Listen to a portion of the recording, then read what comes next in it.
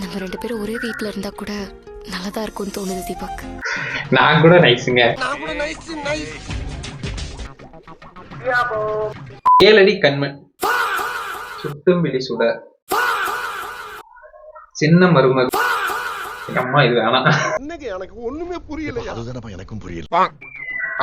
அழகே அழகி ட்ரோல் தான் பார்க்க போறோம். ஓகேவா? அழகே சீரியல் ஆரம்பிக்கும் போதே இந்த ஹீரோ வந்து பார்த்த உடனே பரவாயில்ல, ஒரு சாஃப்ட் கேரக்டரா இருப்பாரு. கண்ட்ரோல் சுரேஷ். உங்க பேர் என்ன? சுரேஷ். இவன் பேரை எப்படி சொல்லி பார்த்தாலும் சுமாரா இருக்கு. இவன் பேரெல்லாம் எப்படிடா ஃபோர்ஸா யூஸ் பண்ற? அப்கோர்ஸ் அவர் வந்து பார்க்கும்போது அப்படி இப்படி இருந்தாலும் கொஞ்சம் பார்க்க சாஃப்ட் கேரக்டர் மாதிரி இருந்தது. நான் கொஞ்சம் மென்டல். இன்னொரு பக்கம் ஹீரோயின் வந்து கொஞ்சம் கோவப்படுவாங்க அப்பப்போ அப்படிங்கிற மாதிரி தோணுச்சு ஃபர்ஸ்ட். தப்புதான். இதே நான் ஒரு கம்ப்ளைண்ட் பண்ண முடியும். ஆமா, நீ என்ன பிள்ளை வளர்த்திருக்க? பட் இருந்தாலும் எங்க ஹீரோவும் வந்து பார்த்தீங்கன்னா பயங்கரமா கோவப்படுறாரு. இப்படி பேசிட்டுலாம் இருக்க மாட்டேன். அண்ணனா இருக்க மாட்டாடா. ஏன் மாமா மாறி தற்கொலைத்தனமா பிற்போக்குத்தனமா நிறைய கருத்துக்கள் வந்து பதிவு செய்தாரு. மனசுல என்ன பெரிய இவன்னு நினைப்பா? அது எதனாலன்னு பார்த்தா கூட ஒரு கட்ட பஞ்சாயத்து தலைவர் மாதிரி. இன்னும் அதே பாத்திரத்தை தான் தேய்ச்சிக்கிட்டு இருக்கியா? இதுல அந்த கட்ட பஞ்சாயத்து தான் வந்து இதுக்கு வேலையே வாங்கி கொடுத்துருக்கான் போலீஸோட வந்து. இப்படி எல்லாம் போய் இங்க போய் நிக்க போதும் தெரியல.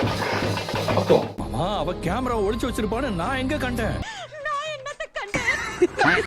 ஒவ்வொரு பொருளையும் எவ்வளவு விலை கொடுத்து வாங்கினேன்னு தெரியுமா தெரியாதா? அப்ப நீயே கழுவ வேண்டியதுதானே. தட்டு மேல அவ்வளவு அக்கறனா நீங்களே கழுவ வேண்டியதானே? என்ன சொன்ன? கரெக்டா தானே கேக்குறா. சோத்துலயே அடி வாங்கியாச்சு, சேத்துலயே அடி வாங்கியாச்சு. தட்டு மேல அவ்வளவு அக்கறனா நீங்களே கழுவ வேண்டியதானே? இதுக்கு நீ அவனை செருப்பால அடிச்சுக்கலாம் தெரியுமா? மாதிரி இல்ல, உண்மையிலே செருப்பால தான் அடிச்சேன். இவரை பாக்குறப்போ எனக்கு அந்த கடைக்குட்டி சிங்கத்துல ஒருத்தர் வருவாரு.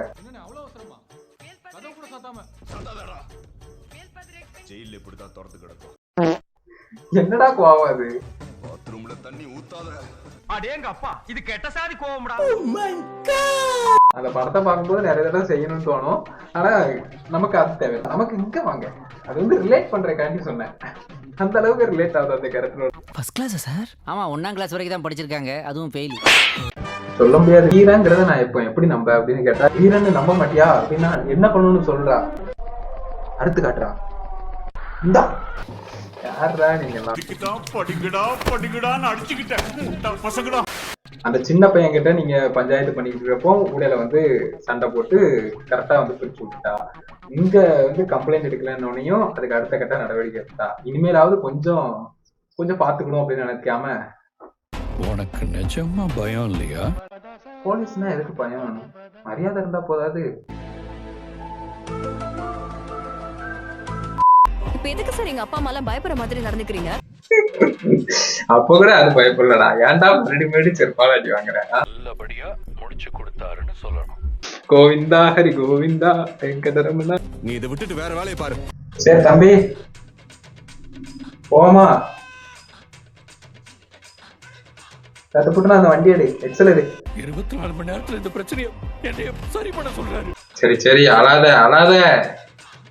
வா வா. யாரு மாமாவ? அழக்கூடாது.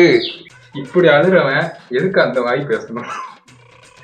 எதுக்கு அந்த வாய் பேசணும்னு கேக்குறேன்.